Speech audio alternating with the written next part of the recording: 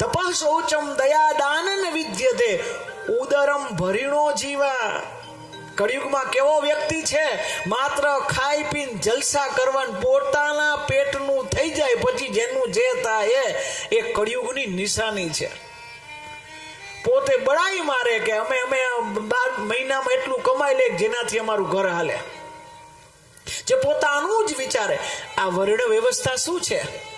ઘણા કે ને આ બ્રાહ્મણ, આ ક્ષત્રિય, એ વર્ણ વ્યવસ્થા એવી રીતે નથી કે ધોતી પહેરી હોય ને તિલક કર્યું હોય ને જનોઈ પહેરી હોય ને શિખા રાખી હોય એ બ્રાહ્મણ.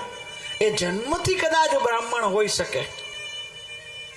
આ દુનિયાનો બ્રાહ્મણ કોણ? આ દુનિયાનો ક્ષત્રિય કોણ? આ દુનિયાનો વૈશ્ય કોણ? આ દુનિયાનો શૂદ્ર કોણ? જે પોતાનું જ વિચારે, પોતાના ઘરનું જ વિચારે અથવા પોતાના પરિવારનું જ વિચારે.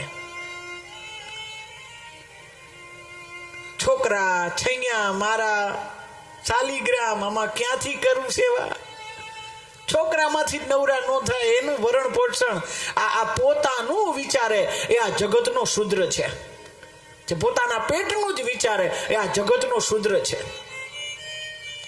અને એનાથી પોતાનું કુટુંબનું આળસુ થયા છે કળિયુગનામાં, પ્રમાદી થયા છે.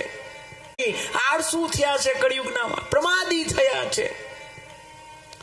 આહા, મનુષ્યને તો વાત છોડો, કળિયુગે ત્યાં લગી આગળ કર્યા, સંતો મહંતો નહીં છોડ્યા નથી.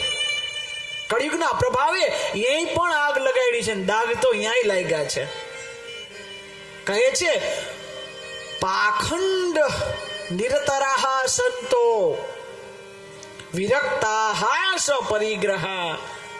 કળિયુગના પ્રભાવથી પાખંડ આવ્યું. પાખંડનો સીધો અર્થ થાય પાપસ્ય ખંડસ્ય સા પાખંડ. પાપનો જે ખંડ એને કહેવાય પાખંડ. પાખંડનો અર્થ એટલે કે જેના પાસે જે અપેક્ષા રાખી એવું ત્યાં ન હોય, બધું પાખંડ.